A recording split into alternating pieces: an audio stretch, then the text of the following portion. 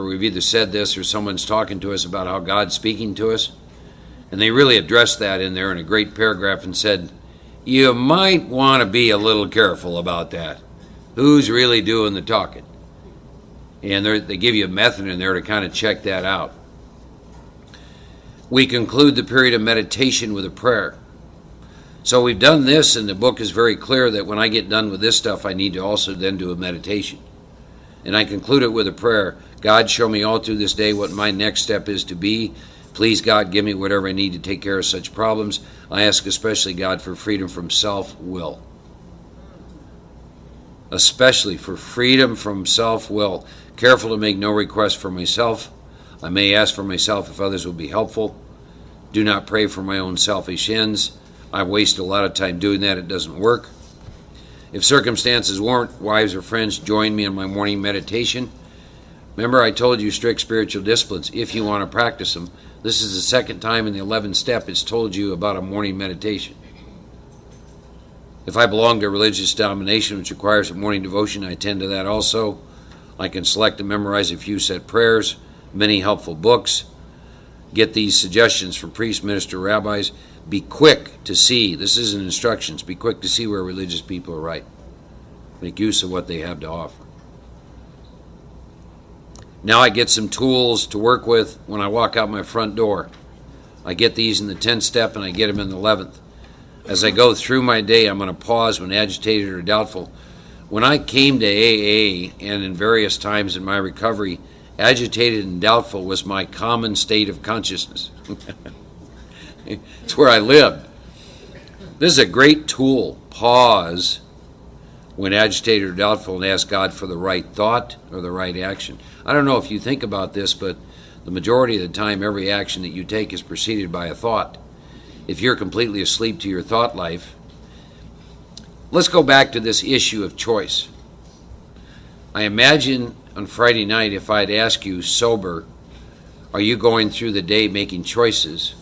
I imagine the vast majority of you would have said yes. Am I correct in that? Well, let me throw out a few things for you to think about. You didn't choose your parents, your gender, your sex, your name, where you were born, the culture in which you were raised.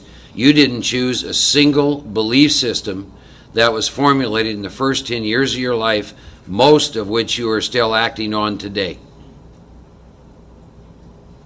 You didn't choose a single thing, including all of these belief systems that you are currently making decisions and taking actions on today.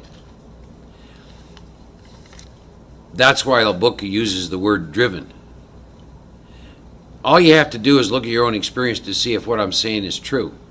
How many times have you continually repeated a pattern that is not in your best interest?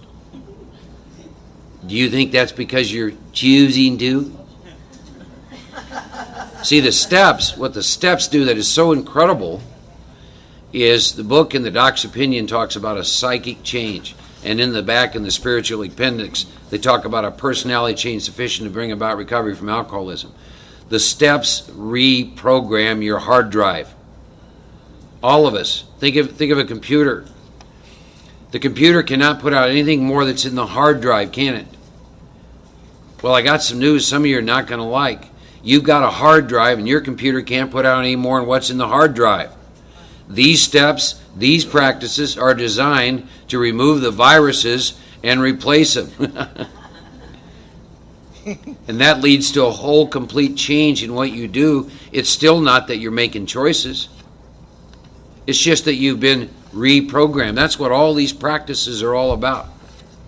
Incredible stuff when you start to wake up to it. But we, pause when agitated or doubtful and ask God for the right thought or the right action. You imagine the change that's got to take place in you before you can even do this? That you can even be awake to do enough to do that? Constantly remind ourselves we're no longer running the show. Let me go back to one thing in this same area. Your ego will use guilt, shame, and remorse and regret to constantly beat yourself up with. When you understand that you had no choice, you will get free of the guilt, shame, regret, and remorse And hopefully it will move you to pursue a course of action to bring about a change in your thought life and how you come at things. The reason we sit in judgment so much on ourselves, in whether it's in our past associated with drinking or sober, is we actually think we're choosing to do all this stuff. That's insanity. What sane person would choose that? And when I begin to wake up to that, my ego, my mind using guilt, shame, and remorse, I mean, a little bit of guilt is fine. If I do something that creates harm in somebody and I see it in their eyes, I need just enough guilt to make me realize that I did something that created harm and I don't want to do it. Beyond that, I don't need any more.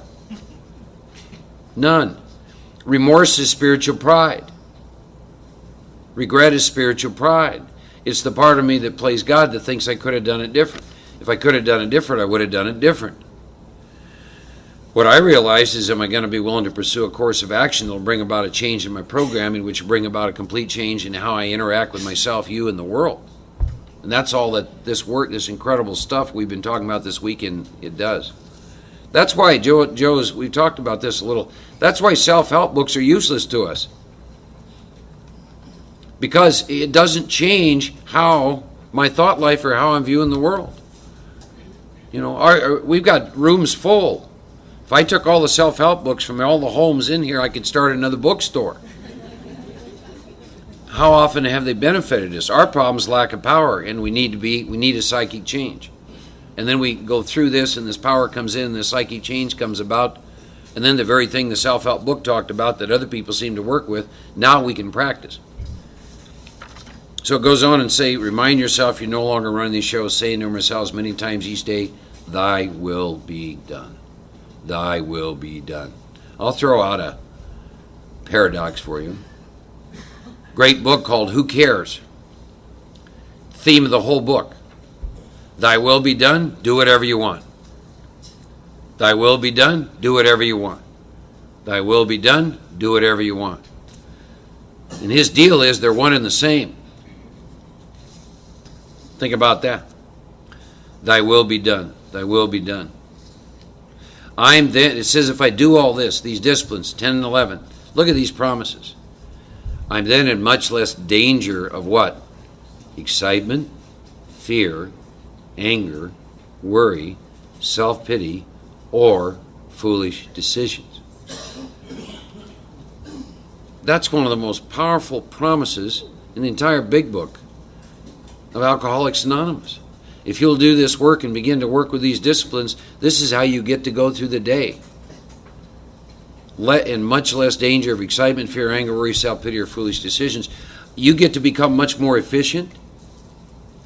You do not tire easily, for you're not burning up energy foolishly as you did when you're trying to arrange life to suit yourself. Everything in the book from title page up to here, it works, it really does. I am undisciplined, so I let God discipline me in the simple way that's just been outlined in the book. The strict spiritual disciplines of 10 and 11, having pursued the course of action outlined in 1 through 9.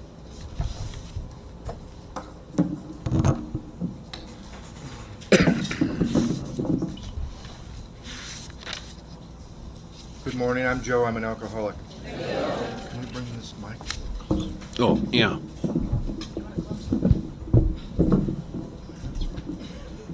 How's everybody this morning? Good.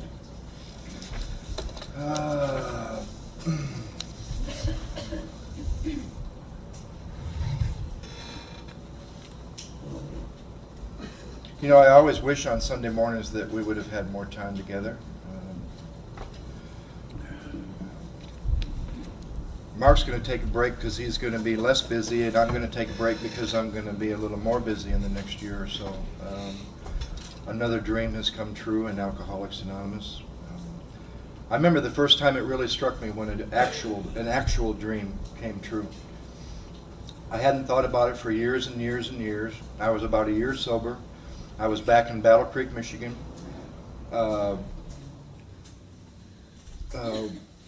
Was asked to speak at a meeting in Battle Creek, and my family went.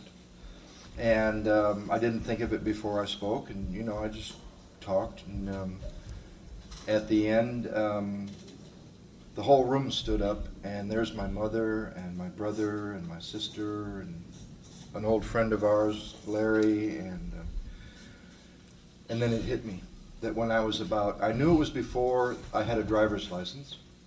I have a memory that I wasn't really drunk. I don't think I was taking a lot of drugs at the time. I was pretty young. And at a drive-in movie theater, I don't know if I fell asleep. I don't know if it was an awake dream or a sleep dream. Doesn't really matter. But as a child, as a kid, at a drive-in movie theater, I had a dream that, and in my mind, the memory was that I watched it on the screen, that I was standing in front of a large group of people, and that they were all standing up and clapping, and that my family was there, and the feeling in the dream was that everything with my family was okay. And even at that age, everything with my family was not okay. I wasn't okay. And the first time I spoke in Battle Creek, Michigan, that dream came true. I was in amends. I had a big list of amends in Battle Creek because I'd grown up there and I'd caused a lot of harm there. And 2 or 3 other visits to Battle Creek sober. I could barely go anywhere. Looking over my shoulder, a lot of people were still after me. And on this visit, when I was willing to make those amends in Battle Creek, my friend Larry and I, whenever I came to town, he's a guy that I drank with. I later became his sponsor. You know, how does that happen to a guy like me? They didn't even really like me much when we hung out together.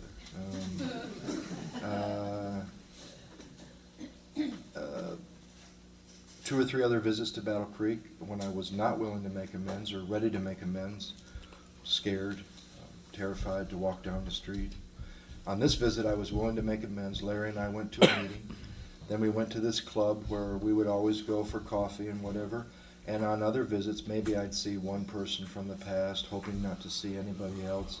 On that visit, when I was willing to make amends, I remember 10 or 12 people walked into that club that night, and I got to make appointments with them. And I got to sit with my mother, that I thought was a relationship that could never be healed. She passed away a year ago today, and she went in a really amazing way. I had talked to her on my 50th birthday, which was June 4th, and the last time I had seen her was about a year earlier, face to face. And when I left that visit, after seeing each other for a week, she said goodbye to me. She wasn't necessarily very ill. She had a little trouble walking. She was becoming a little senile, and it was with no drama, just like when your mother is just clear. It wasn't like, oh, I'll never see you again. She was just like, this will be the last time we see each other. 10 minutes before my friend Larry was going to take me to the airport. My mind said, well, why didn't you bring this up on Monday when I got here, you know? And I wanted to say something, and then my thought was go in the bathroom, say a prayer. Is there anything that I need to say before I go? Because I knew she was clear. And my thought in the bathroom was, let her do it the way she wants. Maybe for the first time in your life. And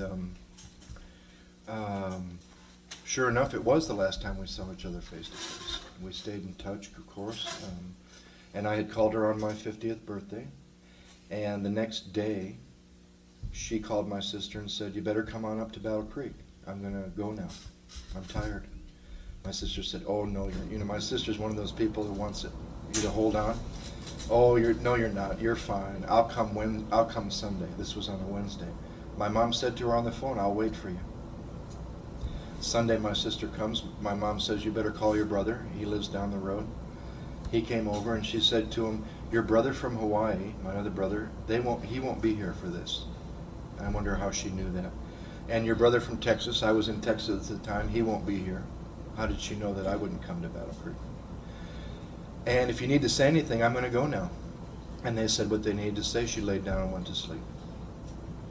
Doctor said he never saw anything like it. There was no heart failure. Of course, the heart stopped, but there was no heart failure. There was no organ failure, and she got to do that. Of course, I called the wrong people. I wanted some self-pity. I wanted some pity, and I called Mark first. He was right there in Dallas, and for me, that's what that was about. Being with a close friend that I'd known for 20 years when that came in my life. And then, you know, I might have helped a couple people in Dallas and caused some harm and gotten fired. And it was all good.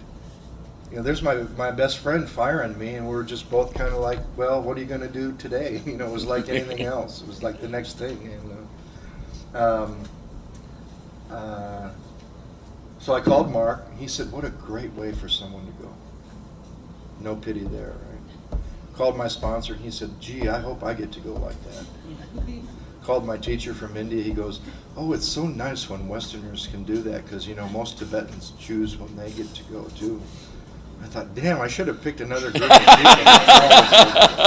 And then I realized it was perfect. And, she got to go like that. And I thought that relationship could never be healed. I put that woman through hell.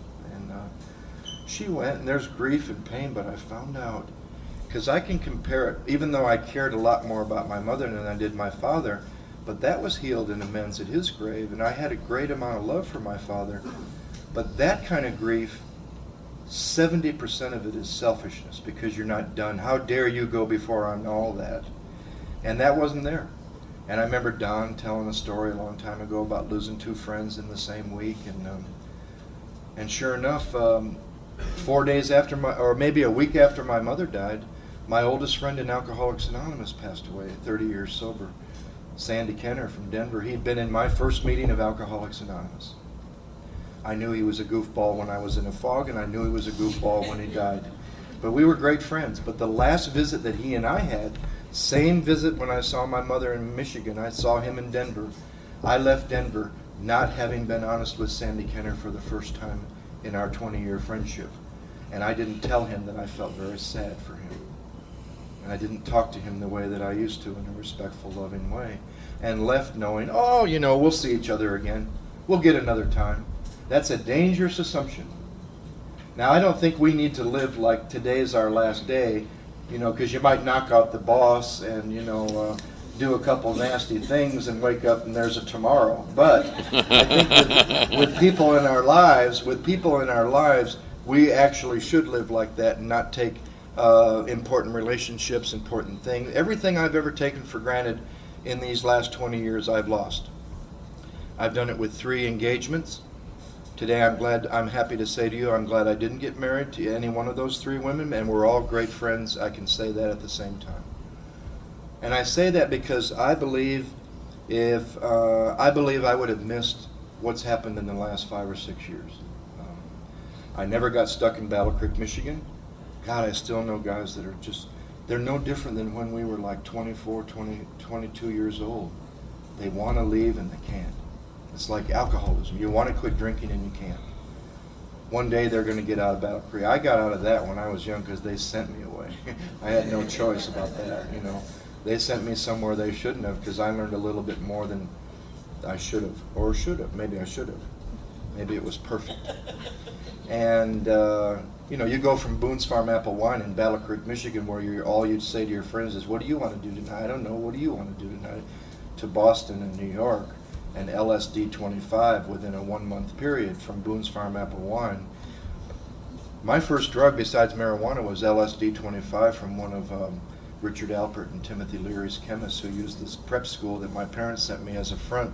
He taught chemistry and made LSD for those guys. And it was a pretty shocking, you know, I'm not afraid of profound changes in consciousness.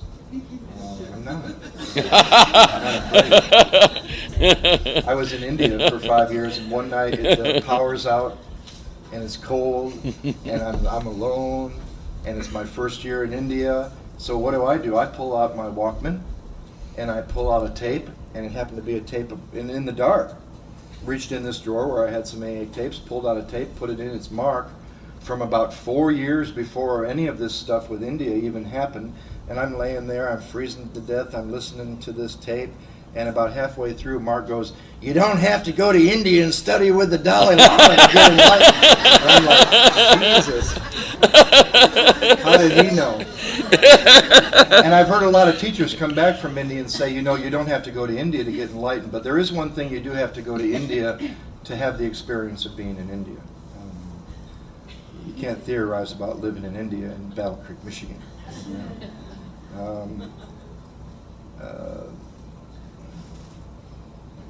I mean, how does a guy like me get halfway or 3/4 of the way through a men's and get made the director of a program for the National Council on Alcoholism to work with kids, when in 2 years before you would have kept me away from you would have kept me away from your house. People didn't want me around. People were afraid of me. I was afraid of me. They should have been afraid of me. They were afraid of me way before I was afraid of me. I had a drink. Other people had a problem with my drinking way before I did. I was baffled because when I finally found a solution, they started asking, "What's wrong with you?" That's really confusing when you finally find something that works. So that first time through amends, I mean, and my mother heard me speak when that first dream came true, and she said, "You're not even the same person. I've never even heard you talk that long in your whole life." I used to be really quiet and withdrawn. My mother, who never raised her voice to anyone, ever used to say, "Why don't you say something to your dad when he gets like that?" So, gave the best answer I ever knew. "I don't know." "Why do you drink like that?" "I don't know." "Why do you in the pivot?" "I don't know." "Why can't you stop?" "I don't know.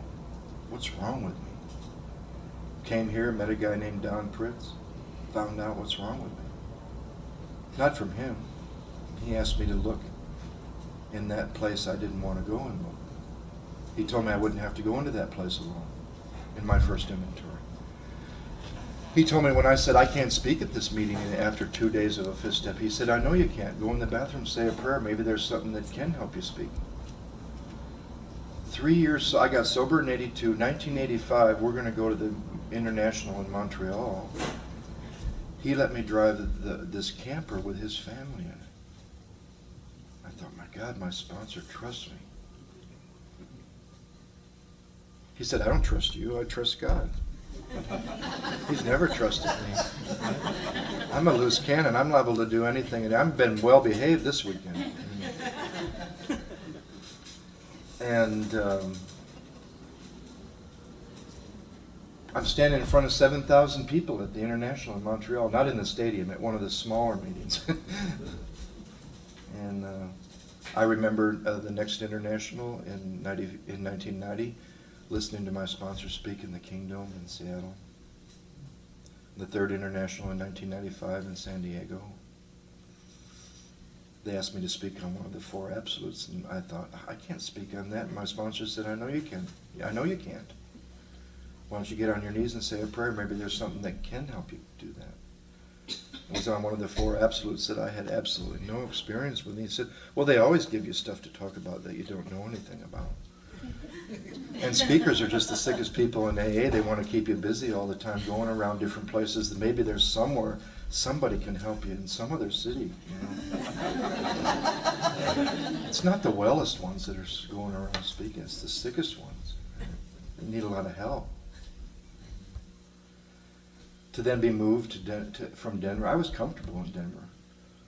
And I have never been able to be allowed to settle for comfort for very long, because I'll worship comfort.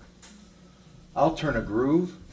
You know, you get in a groove, and then all of a sudden it's a rut, because you stayed in the groove, and then all of a sudden it's a grave, and then all of a sudden there's a casket, and then all of a sudden they're putting nails in the casket. It's time to do the work again. And all of a sudden I'm living in L.A. I didn't want to move to L.A. Shared a great house with Mark, sponsored down the street, working with tons of people, serving on the state committee. And all of a sudden I'm living in L.A. because I said yes to an amends.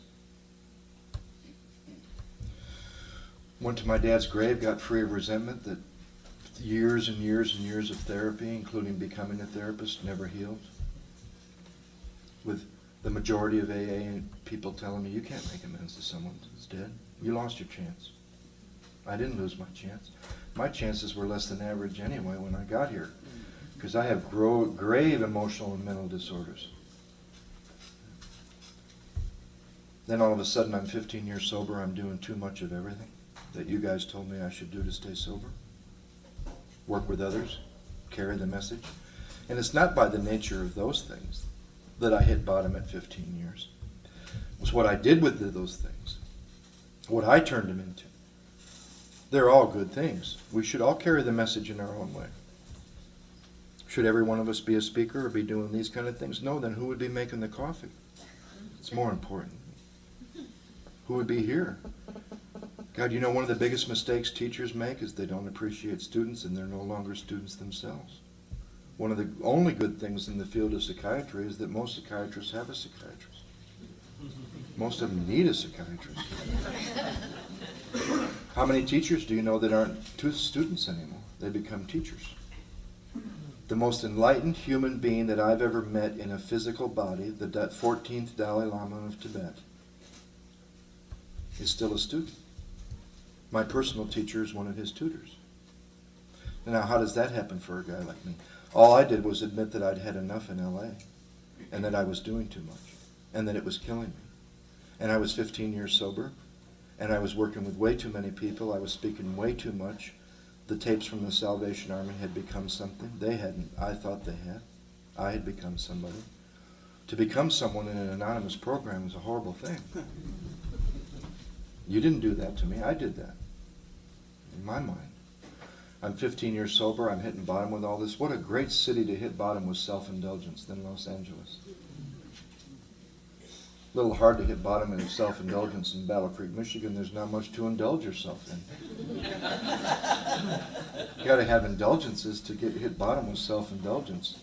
Mark knew I was spending like $6,000 to $8,000 a month on I don't know what. 15 years sober. My rent, I didn't even have a home. I had a $700 rent and a leased car. And I was just doing way too much. My thought was, okay, move back to Colorado, chill out, go back to where your sponsor is and the elders that you know. You won't have to work with so many people. Maybe you won't speak for a while. I thought that was a great plan. There was a lot less than God had for me. Through a series of incredible experiences, I thank God for the ego. You know, we hate some of the things that bring us back to God. Alcohol. If you're new and you still hate what alcohol did to you, you better wake up to that it brought you to God. Imagine hating resentment. You haven't gotten anywhere if you hate resentment. You got to make friends with your enemies. One of my teachers always says, and this is a man whose country was robbed. He had to leave his country. Millions of his people have been killed. And that you hear him talk about the Chinese people that invaded his country. He said, you got to love your enemies. You should dedicate your spiritual life to your enemies because they're the ones that bring you to it over and over and over, both the internal and the external enemies. Now, I don't like resentment when it hurts people or blocks me off or makes me feel miserable. But thank God for this stuff. Imagine if we just did 6 and 7 and then we were perfect. We wouldn't be here in AA anymore for the new person that needs to hear what we have to say. And how do we know what he needs to hear? Maybe he needs to hear a guy who pukes and shits and this and that. Maybe he needs to know that we're human and that we make mistakes. And maybe when you find out your sponsor's human, like when I did, it frees you up to be human. And you don't have to be perfect anymore because none of us are ever going to be. We know what we do to those that become close to perfect or perfect. We kill them. Yeah. You got to make friends with them. I said something yesterday about, I wish there was a better word than being current with every amends you were consciously aware of. And there is a better word, and it's in our book. And they call it, we've entered the world of the Spirit. And they even tell you what your next function is. I feel sorry for people that think 10, 11, and 12 are about maintenance, the maintenance steps. Do you just want to maintain what you got from 1 through 9, or are you still hungry? Mark always says, you think he was getting a little too much with those amends yesterday? The question is, how free do you want to be? We've given power all over the country when we were drinking. We've given our power to other people. And if you don't think you've given them power, look at the truth in your inventory.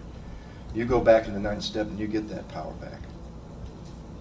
It's not taking anything. It's freeing them up from what you put on them. Every time you make amends, there's a little more and a little more. And you get hungry. And the craving kicks in.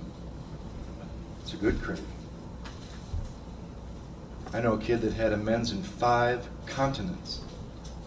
Here's a kid that was born in England, raised in France, grew up in Asia, came to America, and also lived in South America.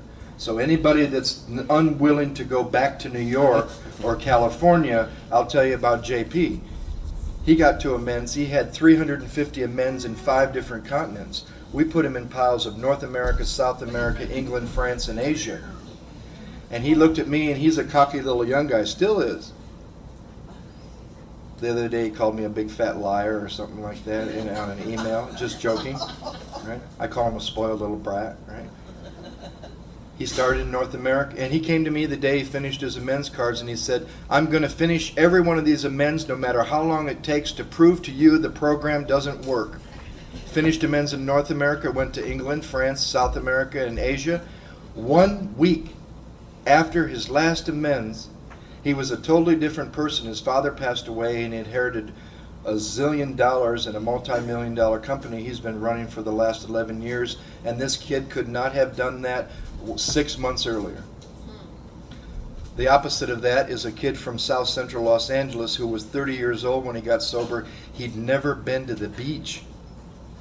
The beach is 20 minutes away from South Central. He never left a 5-mile radius. But he had 350 amends because he broke into homes. He used to make cold calls on neighborhoods and get down on his knees and pray, Dear God, please show me the homes that I broke into. And this guy has some unbelievable stories from some of these families. Will you get down on your knees and pray with us? We're so happy for you. We need your help. Our son has amazing. He finished 350 amends in a 5-mile radius rather than 5 continents, and he's never been the same. G.W. Taylor. Amazing guy. Saw him just a few months ago for the first time in 6 years. He's had his own path. I've had my own path. You have your own path. But to tap into that and to get into the flow of that, you know, is something you really don't want to miss.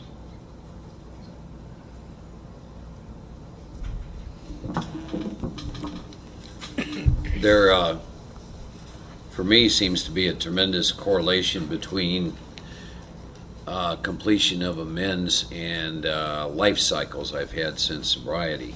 Got sober in Denver, and it's where Joe and I came to know each other. And as I moved through the amends process there, when I look back on it, completion of amends led to also completing a cycle in Denver, and then from Denver going down to Texas and starting out in Houston, Texas. It's interesting how God works. I told you that I worked in the field of chemical dependency since '91.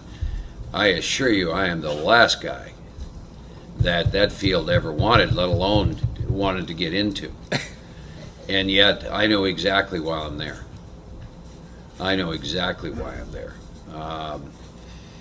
What I brought back into that field, at least in Texas and every place I've been associated with, is that without God, without this program, without spirituality, the real alcoholic and the real addict is going to die a horrible death. And what I brought back into that because of my passion and love for this program and my experience is that very thing. In every program I've been associated with, by the time I left that program at the heart and center, all of it was spirituality and God. And the outcome studies with people who have gone through those places is dramatically different than you would find anywhere else in the country. Have I been popular in that field? No, I'm not popular anywhere I go. You can tell it bothers me too. So I am exactly working in the field that God wants me to work in, and the thing evolves. I left the field for a while, and then over the years attracted chronic relapsers, and then a man approaches me, and he had been a chronic relapser, and said, I've got this ranch, and I want to try and help chronic relapsers. And I got this Field of Dreams, but I got no ball players. I understand you know a lot of real sick people. And I wasn't offended at that because what he said was true. And I said, yeah, as a matter of fact, I do. So I went up and he and I sat down and we started that journey 3.5 years ago. And 250 people that the world and their families have given up have come through there. And last time I looked, 80% of them had never had a drink or a drug since they left that place. You know, the power of one. Joe did work with one man in New York City, and he and I have, it's like an extended family for us back in New York City, but off the work he did with one man, if you went back there today, they do a Fellowship of the Spirit that's 400 to 500 people attend, and there's all kinds of groups that is so solution-oriented. Just, you know, one alcoholic with the power of God in their life literally can impact thousands upon thousands upon thousands of people. And you don't get to have a say in that. You just get to be used as a tool and as a, you know, as an instrument. I mean, I was thinking about that because, again, Joe and I got a lot of history together, and we couldn't even hit our ass with both hands when we got sober. And he's in the process of buying a spiritual retreat center in California, and I'm CEO of a company, and it's like it's all a big joke to he and I. When you know, it's just see, and you don't get from there to here on your power.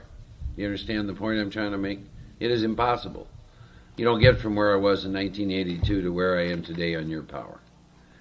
You know, we started getting asked to do these things in 1994. I mean, how do you do things like this? You know, he and I, a standard question we ask ourselves is, why would anybody want to hear anything we have to say? We've never been very impressed with ourselves. One of my favorite books, written by a man, I've met him actually. He wrote the book, Not God. He's made a life study out of us.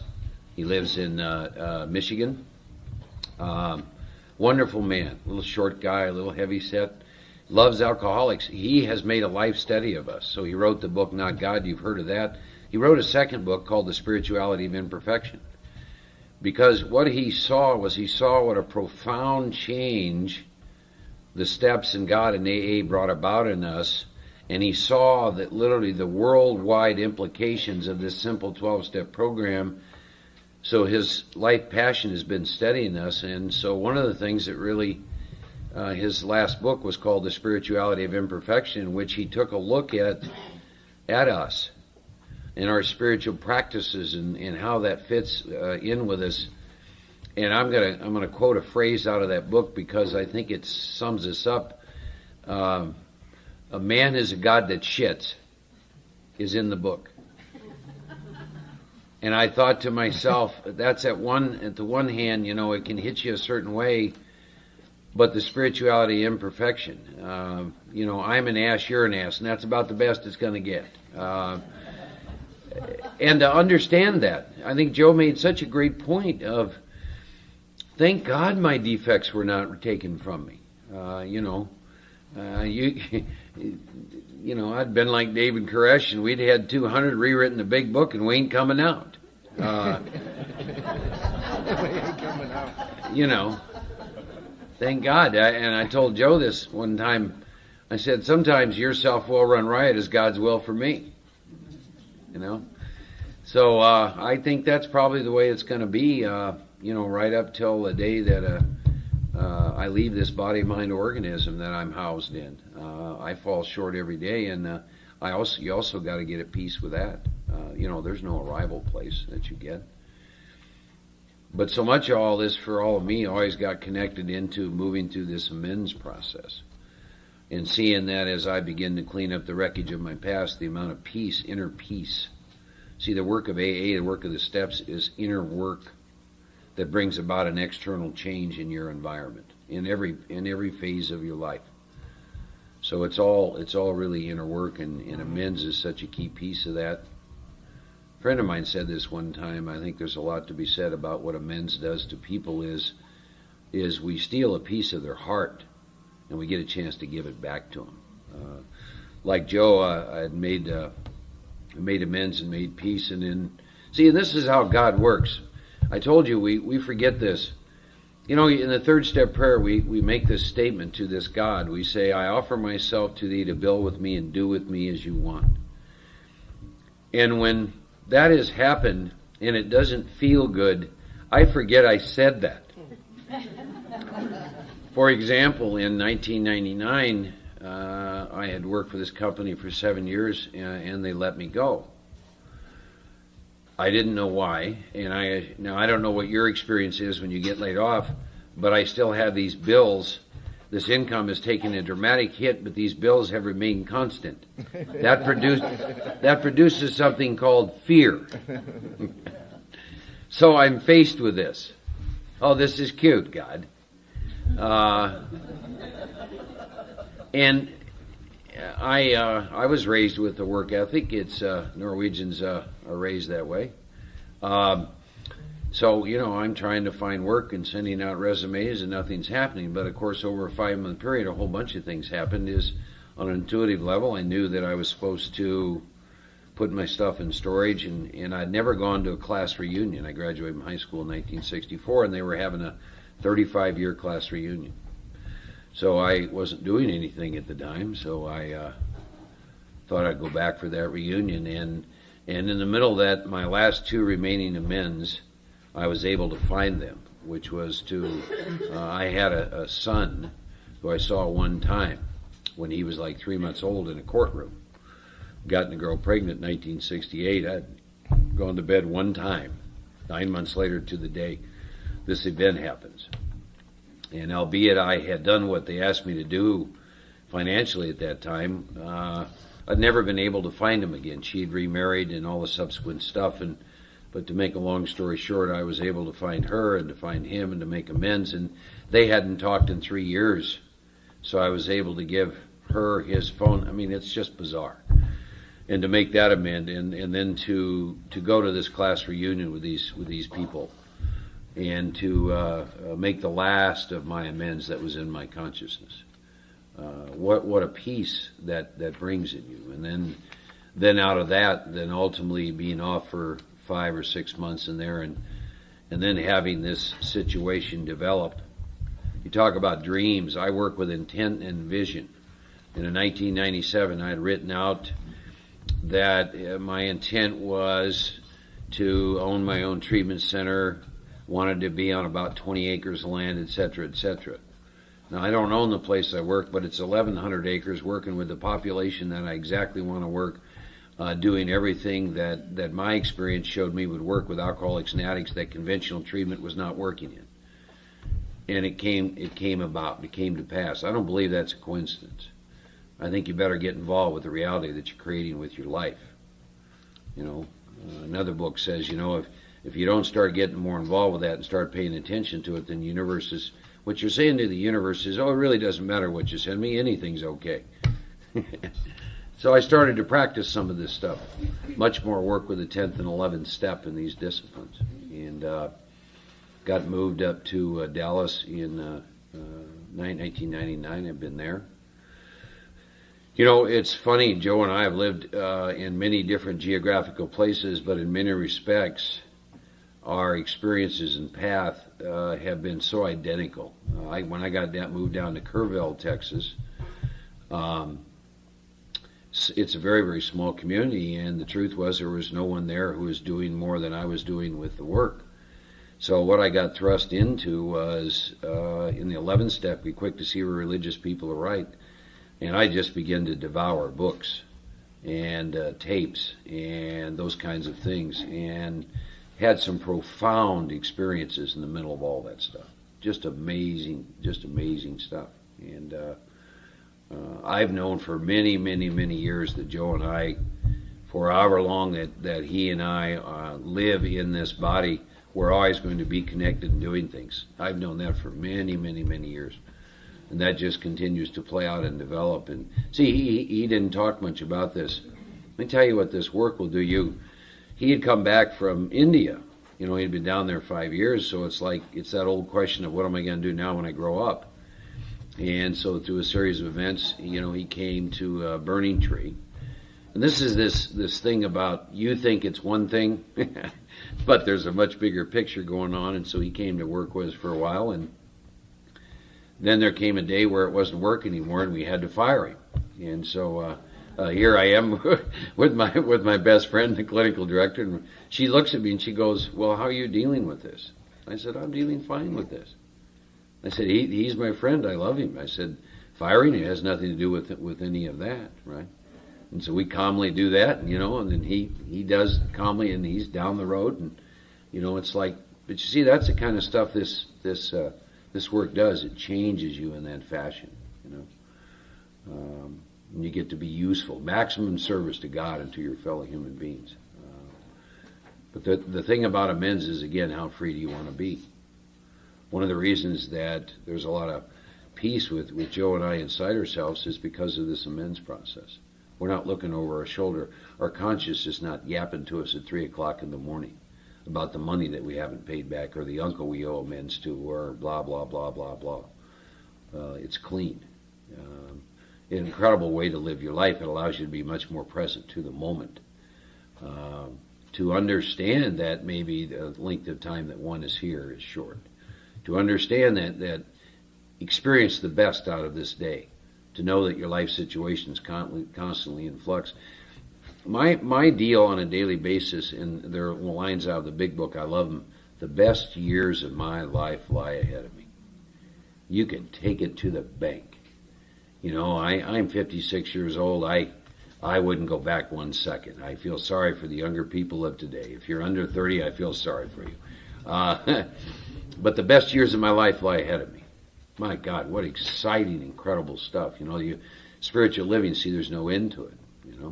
I haven't had a chance to meet Joe's teacher in August. I'm gonna get to go out to this place called Shambhala and get to spend a weekend and expose myself to him. See, that stuff's exciting.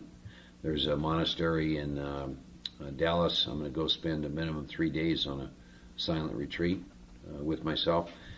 I love spiritual living in these incredible places you go, these monasteries and these ashrams, and you can go. There's some living mystics tooling around the country. If you ever get a chance to see Eckhart Tolle, who's written the book The Power of Now, go spend some time in his presence. Top of your head will come off. But there's amazing stuff out there, and the big book in the 11th step tells us be quick to see where these people are right. Now, I will warn you about something. Make sure you do that stuff along with, not instead of. I've seen a lot of people get caught in spiritual intoxication through some kind of religion. Next thing you know, the religion's saying to them, you don't need AA. We've evolved beyond that. They all get drunk. They all get drunk. I knew this intuitively a long time ago. I was shown the path to God. It was contained in the 12 steps in the Fellowship of Alcoholics Anonymous, and that is the heart and soul of my practices. Have I done a lot with the 11th step? Absolutely. A couple years Native American, a couple years with Catholicism, the order of St. Benedict and those practices. Right now, what speaks to me, quite frankly, more than anything else, is Buddhism and Taoism in terms of practices and belief systems. Anything that speaks of separation is not in my consciousness anymore. So, for example, if you were a Christian and said that if a person is a non-Christian, they're not going to know God, my consciousness can't even process that information based on the experiences that I've had. Just can't process it. I had an experience that lasted 40 days. It happened April 28th of 1996. That altered my consciousness forever. Absolutely forever. I don't know what word you would put on it. I guess I would call it Christ consciousness. I don't know how else to say it. And that was as a lay monk in a Christian order. He became a monk. Yeah. I renounced the world. I took on I don't know if I've ever, hardly anyone knows any of this about me, but sorry. No, that's okay. There's a reason. St. Benedict believed that there were a lot of lay people who were out in the world having to do what they have to do, who wanted to know God and know Christ better, and so he allowed you to join the order of St. Benedict. So me and another friend of mine went ahead and did that. We were living together in a house in Kerrville, Texas, and when I took that vow, I renounced the world, and I took on a religious name. The name was Oblate Brother Mark David. Most people aren't aware of that. I mean, I did renounce the world. I'm in the world, but not of the world. And he and I turned our home literally into a monastery. And we got up at 4 o'clock every morning, spent an hour every evening. And but in the middle of that, I had an experience that altered my consciousness forever. And it lasted 40 days, 40 nights. I thought I was going insane. I required little or no sleep. That was my first experience with weeping. Crying and weeping are very, very different. Weeping was about experiencing a love within and without that was so intense that my physical body, that's all it could do to process it. It would just weep. And keep in mind I'm working, and I would go to work, and I would be giving a talk or something, except I wasn't there. It was just, you don't run around talking about this because they lock you up if you do. And I wasn't running around talking about this, but then everyone who would come over, I had a back room, I called it the sunroom, which is where I did all the work with alcoholics, and they'd come over, and typically I'll start with meditation, and everyone who came into that room and would get in my presence would start weeping. And I'll never forget this one guy. His name is Bobby W. He's from East Texas, about 6'8", huge guy. Talks real slow and talks like this. And so he'd come, and I was doing a little work, and I mean, this is a guy time in the penitentiary and rough around the edges, man. And so we get in there and we started meditating, and all of a sudden he goes, "Mark, what in the hell is going on?" And I look her over, and he's got just crocodile tears just pouring down out of his eyes. "What in the hell have you done to me now?" Oh man, did I have experience. And so I called my spiritual director, Father Benedict, and it was somewhere around 25, 30 days. I could not put words to what had happened to me. And so I called him, and I did the best I could to put words into my experience.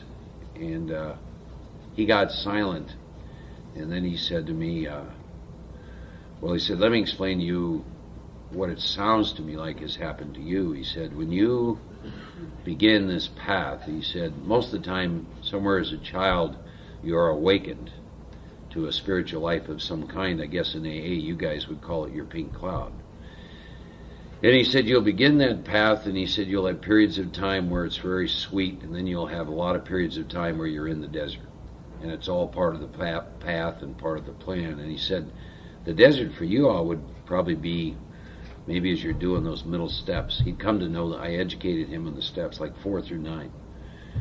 And then, and he said, "So you'll come in and out of that, in and out of that." And then he said, "You'll get taken to a place." He said, "You don't take yourself there." He said, "You get taken to a place called Dark Night of the Soul. And in the Dark Night of the Soul, nothing that God has made will provide you with any satisfaction, and there also is no God."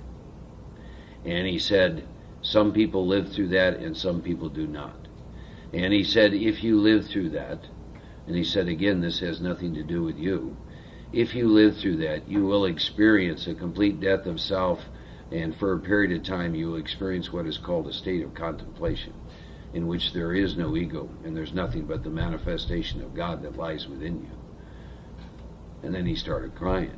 And there he said to me, he said, "I've been a priest and a monk my whole life, and I've wanted to taste something like that, and you get to experience that." And so that lasted for 40 days. And then at the end of the 40 days, Mark came back again. I wouldn't want anyone in this room to not taste that, to not know that there's nothing but love, to not know that you're loved in that way and in that fashion, to know that all is well. You know, in the middle of your deep suffering, that all is well, that's there. That's there for us drunks, you know, that God can touch you in that way. Funny how this works. I don't know if I've ever talked about this to this extent, but well, that's all I got for now.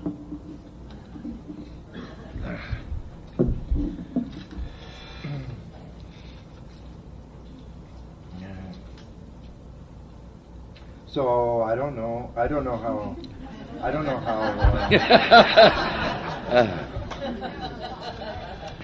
know how a guy like me ends up in those kind of places. I don't even know how you get from where I was on Wednesday to here. You can't get from where I was on Wednesday to here.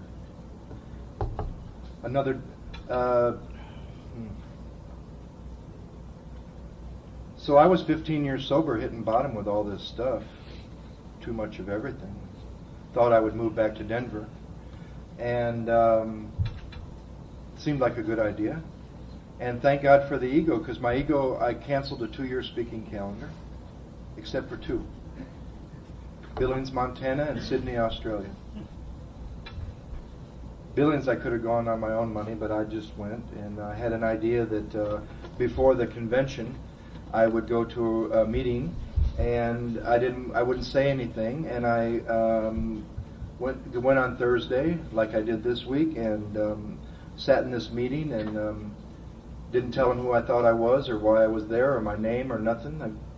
And these good old boys were sitting there, and halfway through the meeting, one of them says, "You know this guy from Santa Monica, Joe Hawk, he says blah, blah, blah, blah, blah."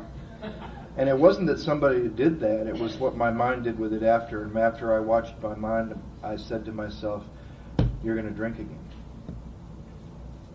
You really better move back to Colorado." Went to the conference, gave either the worst talk or the best talk I've ever given, depending on how you look at it. And at that conference, I had another wise idea, and that was I was going to take this AA member to lunch the next day, and I was going to tell, he's 35 years sober, I'm 14, and I'm going to tell him about the spiritual part of Alcoholics Anonymous. It was a guy I didn't like, but I'd never met him. We all can relate to that. And I didn't like him because every time I heard one of his tapes, it was a new message. This time it's white flour, now it's sugar, now it's cigarettes, now it's this. And I didn't know that what I didn't like about this guy was he was reflecting everything I didn't like about myself. Most people we don't like are just mirrors. And I invited him to lunch, and I had spoken Friday. And I used to watch my ego, because I know I can't defeat my own ego. But if you still think you can defeat your own ego, you spend a lot of time trying to work on it. See, I'm not into self-help anymore. I want to be rid of self. I don't want to increase self. I found a lot of techniques in America and to increase that which I'm trying to get free of. And so I watched my ego, and I used to watch whether I wanted to be the Friday night speaker or the Sunday morning speaker. I've never really been a Saturday night kind of guy, but you know why? You know, because if you speak on Friday night, you get all this attention the rest of the weekend. And if you speak it on Sunday morning, nobody knows you the whole weekend, and you just talk and go home. And I was the Friday night speaker, and I was watching that. And I thought I would ask this guy to go to lunch on Saturday, and I'm going to tell him about the work. We went to lunch. And before I opened my big mouth, he said, "What was your name again?" I thought that was great. That was so great. And he said, "Where do you live?" I said, "Santa Monica." He said, "How long are you sober?" I said, 14. He said, "When I was 14 years sober, I was living in Santa Monica, writing scripts for television, living in the Santa Monica Shores apartment building, 100 pounds overweight, smoking 2 packs of cigarettes a day, sponsoring 20, 30 people, speaking 2-3 times a month out of state, 5 or 6 times a month in L.A., with adult type 2 diabetes. How are you doing?" I'm in the same building, the same apartment building, with all those other things. And by the time he was done, I was just laughing my head off. Needless to say, I didn't tell him about the spiritual part of Alcoholics Anonymous. We became friends, and I really thought, that's it. I got to move back to Colorado. And little did I know what God had. You know, what's this slogan in AA? You won't always get what you want, but you'll always get what you need. Well, what happens if after a few years you've gotten everything you've ever needed, more than you've ever wanted, and your own dreams have been exceeded by that which God has for you? Then what do? You surrender to that. It's a second step state of consciousness, whether it's your first time in the second step or your umpteenth time. And the state of consciousness goes like this. Anything God has in mind for me is better than anything I ever have or ever will have in mind for me. Yeah. So I went back home, and then I'm going to go to Sydney, Australia. Now, why did I keep that one? Well, I would like to see Sydney, but I really want to be able to tell my friends I'm going to speak in Sydney, Australia. And they called me from Sydney, and they said, change your ticket, we're taking you to see the Dalai Lama. I said, great, I've never seen him. Now, I'd had some good teachers. Of course, my first and foremost teacher who's saved my life, God being in his, because God's in his life, is Don Pritz. And he's still my sponsor. He's been my sponsor for 20 years. My second teacher was Don Koyas, a member of our program, a Native American man who worked with me for a couple years. We did it backwards. We spent a year on 10, 11, and 12, and then did 1 through 9. My next teacher was Dr. Jim Finley, who lived with Thomas Merton for many years at Gethsemane, who's now in private practice in Santa Monica. They all taught me amazing things, but I've had a lot of other teachers. Resentment, fear, sex, money, people I like, people I don't like, Mark, you, myself, my own mind, my defects. Once you see it, it's everywhere. Once you see truth, you see it everywhere. Here's a line that really struck my heart when I heard it. You take a stranger by the hand. You walk across the dirt and sand. A man who doesn't even understand his wildest dreams. Then you walk across the dirt and sand to an ocean that he's never dreamed. I thought, wow, that's what we do. And that's in a song by you too. You never know where you're going to see it, right? So I'm going to go to Australia. I mentioned this to one person. Well, I mentioned it to every person, actually, but I mentioned it to one person in particular who's still a great friend of mine, Lisa Cherry. And, I'm going to Sydney. They're taking me to see the Dalai Lama. She says, you should meet this young kid in AA, Dominic. I meet this boy. He tells me an amazing story how he ended up in India.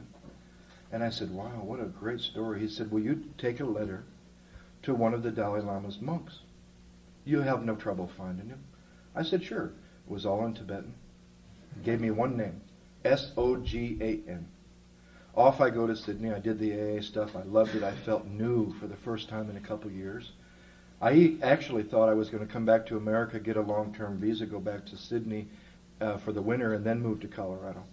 God had another plan, even better than that. And so off I go to Sydney. I did the AA stuff. Really enjoyed it. I get to this Tibetan gathering. There's 20 or 30,000 monks and nuns, people from all over the world. The Dalai Lama's never given these teachings in the Southern Hemisphere, this certain teaching. And I'm walking around this Tibetan festival, and I never felt anything like it in my life. I'd seen a Lama here and a Tibetan there, but never together. And I don't like to admit this, but in the middle of that experience, I felt I knew these Tibetan people in my heart more than I ever felt that I was an American. And I don't know what that means. Not better than I ever knew anybody.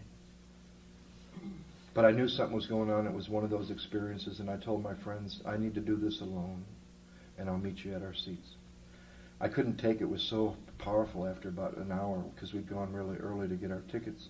I went in the auditorium. I was taught in AA, you go to the front. You go right to the front.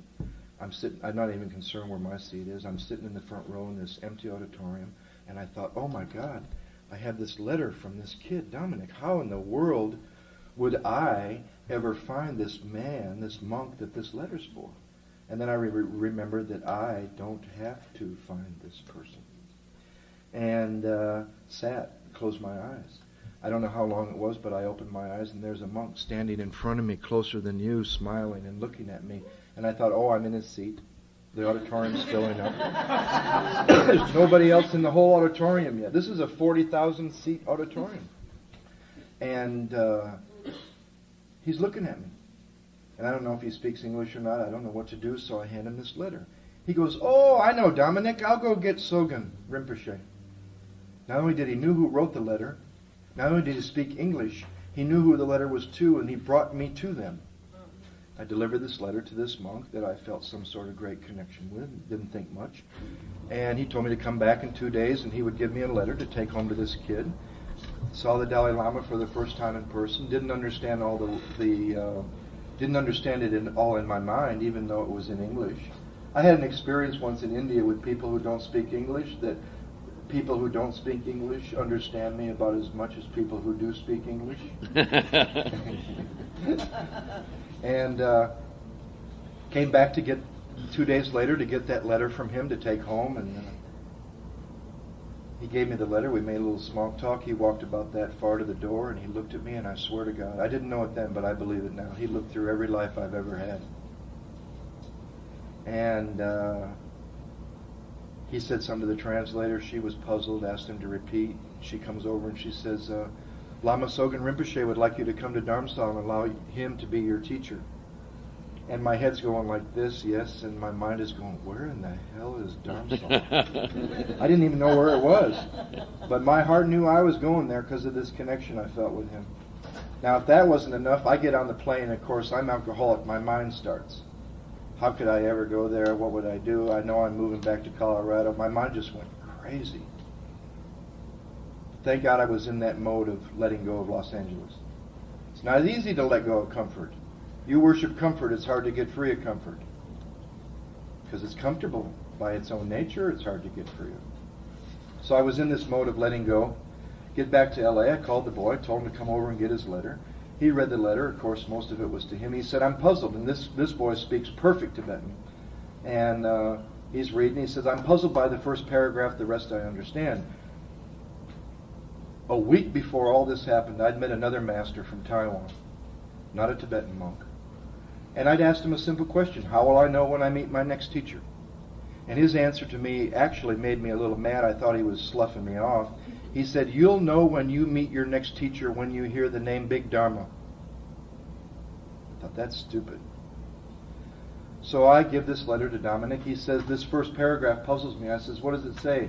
He says, it says, your friend Big Dharma has agreed to come to Dharamsala and allow me to be his teacher, and he'll stay as long as he would like. And he wrote that 2 days before we ever spoke and called me the name that a man told me I would hear when I met my next teacher. Now, I might be alcoholic, but I don't need a 2x4 to at least respond to that. But when my mind would go crazy, I would just say, hey, if I don't like it, I'm going to Colorado, you know? I'm going home to my sponsor. Right? And, being a good alcoholic, I go for a 2-month visit. I stayed 5 years. Took a break every year. And I don't know how stuff like that happens to me. And I always think the reason I'm going there is the reason I'm supposed to stay. You know, like Mark said. You know, I meet a woman and I have the children named and why she's going to dump me, and I'm pissed before we even get to talk. 3 of my fiancés, I don't think I was supposed to marry any one of them because I didn't, but they were supposed to just come to the work and find their own truth. And I think I'm going to India to just do this for me and spend time with this teacher. And I ended up getting to start a drug and alcohol treatment program for the Tibetan government for the first time in their history. How does a guy like me get to do that? You follow your heart, you trust God. They now have a detox in the hospital. They now have an outpatient program run by the first Tibetan boy to get sober in our program. And he did the work. And a long-term place for people who can stay for more than 30 or 60 or 90 days. I know this, that all my suffering comes from my unwillingness to do God's will. And that always has to do with greed and attachment. I'm either grasping for something or I'm clinging to something.